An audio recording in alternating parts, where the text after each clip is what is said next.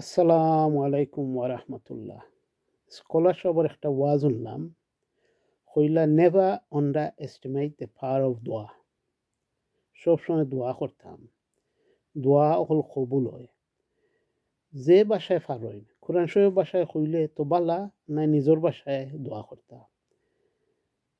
স্কলারশিপে কইলা অনেক দোয়া কল কোরআন শরীফও আল্লাহ দিয়া দিছেন, যে দোয়া কল আমরা নবী আলাইহিস সালাম হলে বা নবী সাল্লাল্লাহু আলাইহি সাল্লামে করছেন, আর এই দোয়া কল আল্লাহ কবুল করছেন।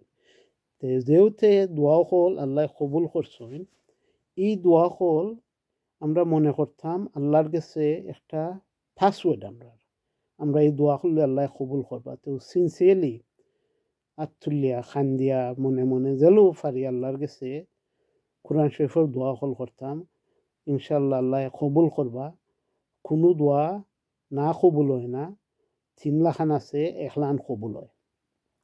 একটা দোয়ারে স্কলার সাহেব খুব গুরুত্ব দিছেন, দোয়ায়ে ইউনুস, লা ইলাহা ইল্লা আনতা সুবহানাকা ইন্নী কুনতু মিনাজ জালিমিন। এই দোয়াটা হইল কোরআন 21 সূরাত verse 87 তে আমি ইংলিশে কোট করব, verse 87 to 88.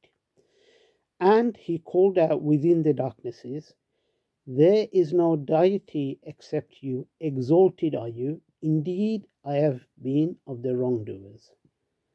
So we responded to him and saved him from the distress, and thus do we save the believers.